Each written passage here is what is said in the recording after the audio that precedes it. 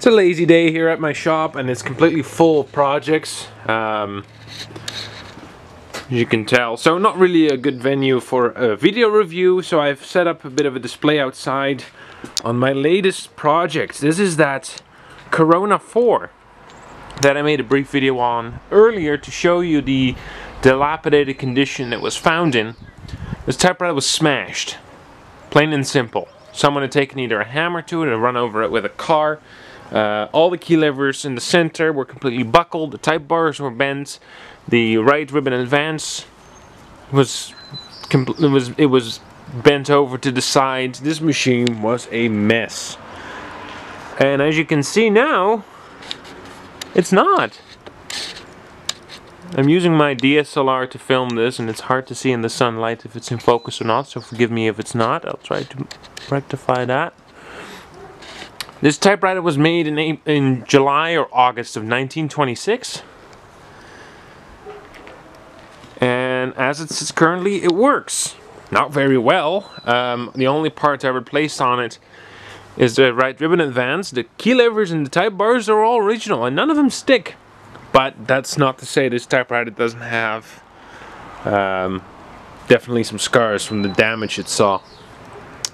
This is the only typewriter I own that requires a warm-up session in order to function fully. You need to type at least a paragraph on it before the lubrication I put in certain places in order for it to work.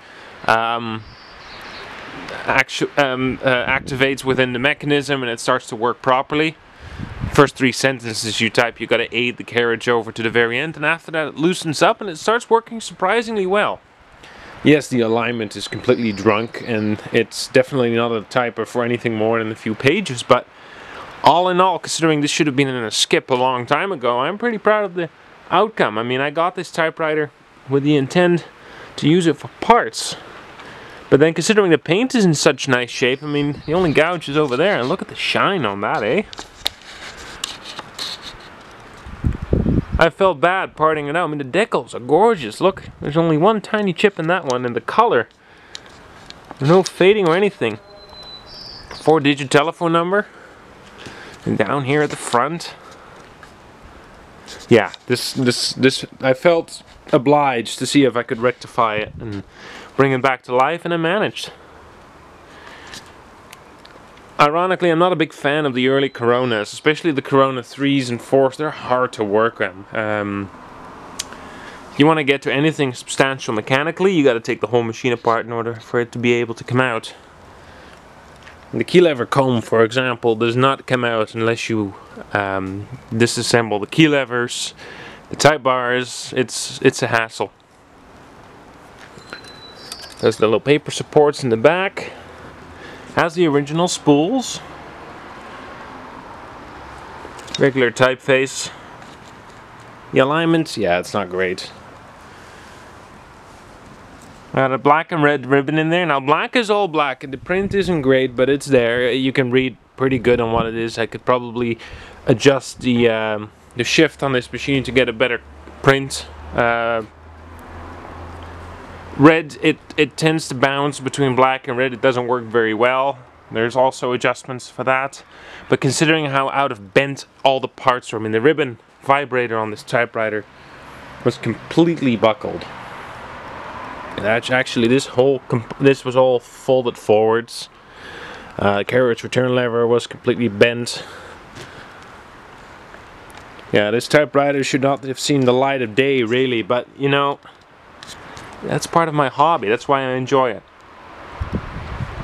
There is still some corrosion present as well.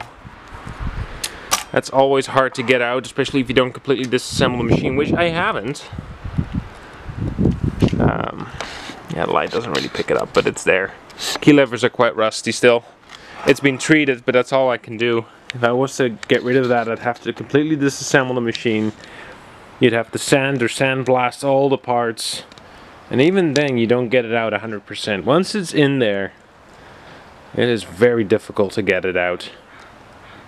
Now, this is a bare bones typewriter. It has backspace that works to an extent. Again, it was bent and buckled and broken, and see seem to have a frequent repetition of words here. Anyways, it was bad, and took quite a bit of work to get that to work at all. The margin release on the right hand side works when it wants to. Tends to get stuck a bit, but it works. Again, given the condition this machine was in prior, I don't think the outcome is too bad at all.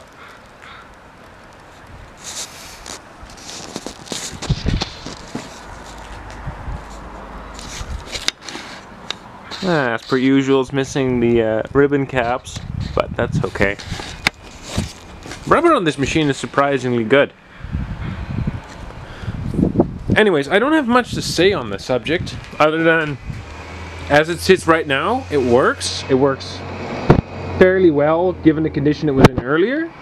I will do a follow-up video of this, do a typing sample, because I think for those interested who have been following this project, they're intrigued to see it's actually alive and looking as well as it does, because I'm just surprised the shine on that. That ain't too bad. I don't know if you can see that, but this is far from professional YouTube video, so forgive the quality, but I hope it gives a good impression of how it is anyways. Wonder what the history is on this whole thing. Well, that's a nice angle there. Anyways, I got an owner's manual that came with it, but it's for a Corona 3, and I happen to have one of those as well, so I'll be going with that one. And I do have a case for it, but it's in the back there. Let's see. Where did I put it? It's somewhere. That'll be another project coming up soon. Big old Hermes Ambassador. The only typewriter I know that has a shelf on the front. I love that thing. But anyway, that's for another topic of conversation. For now, stay tuned for a typing sample.